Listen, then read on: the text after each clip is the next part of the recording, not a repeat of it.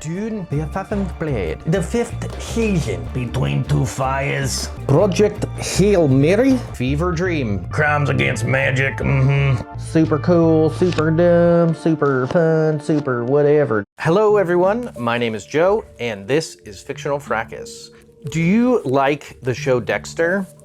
I do, but did you know that it's based on a book? I bet you did. I bet you did know that because it's widely known. But if you haven't read the book, you should definitely read the book.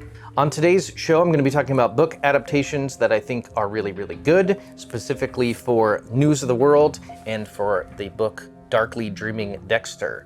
They made adaptations of these, one into a show and one into a movie, and I think they did a really good job.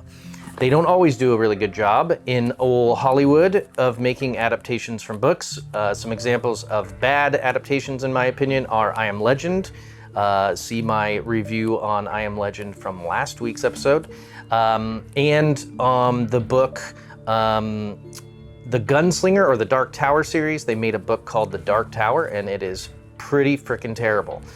Let me know what you think are the best book adaptations and what are the worst book adaptations to either television or movies.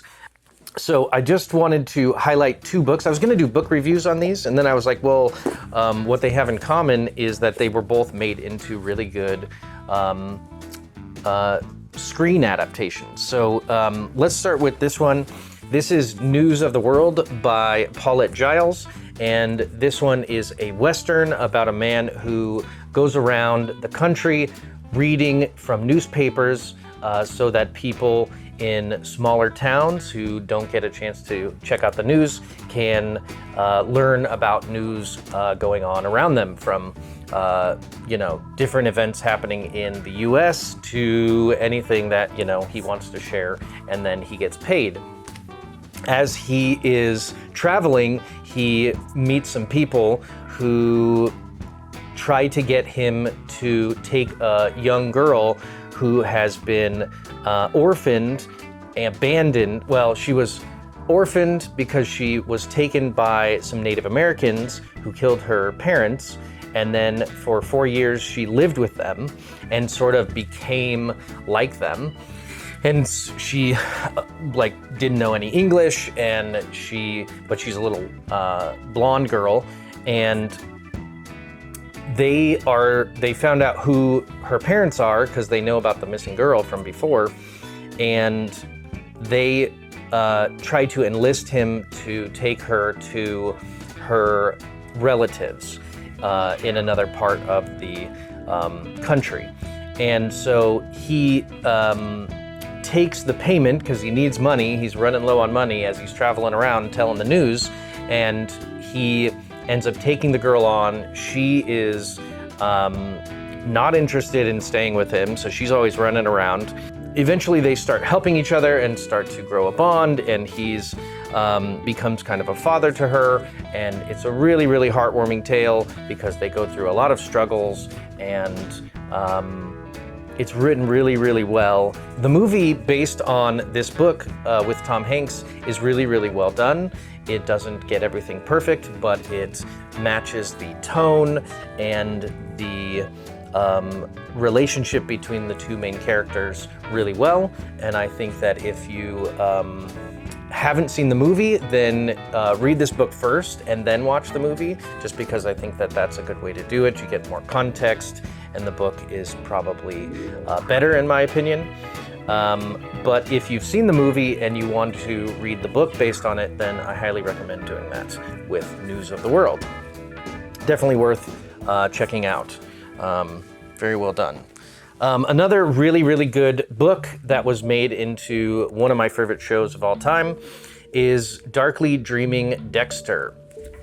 Obviously, you've probably heard of Dexter. It's a great show. They've made a bunch of spin-off shows, and they just keep going, and he never dies. But it all started from this particular book. This book essentially is the inspiration for the first season of Dexter, the show. It follows the Xtra killer. You get to know who Dexter is, who his father is, some of his history, and his sister, his foul-mouthed Deborah sister. I've watched through the series a bunch of times, and I've read the book. I don't remember if I read the book afterward, or I probably read it after I started watching the show. But it's a great book, and it's really, really fun. It gives you a little bit more context into what went into creating the character, and it's definitely worth a read. A lot of times, when a show is massive and popular, people just sort of disregard the book that it's based on, but I think it is very much worth reading. This is written by Jeff Lindsay. Jeff Lindsay. So I'm not going to tell you too much about that because everybody knows what Dexter is, but I don't know that everybody knows that Dexter was based on a book. If you haven't read these books, then definitely check them out.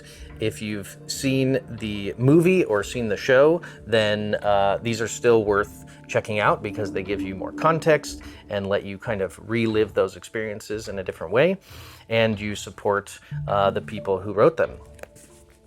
So thank you for watching. That's going to do it for this episode. Make sure to check out joesnotesblog.com. Make sure to pick up your copy of these books using my affiliate links in the description, and that will support me because that is cool. I like being supported. Who doesn't want to be supported? All right, that's going to do it for this episode of Fictional Fracas, and I will see you on the next one. Thank you.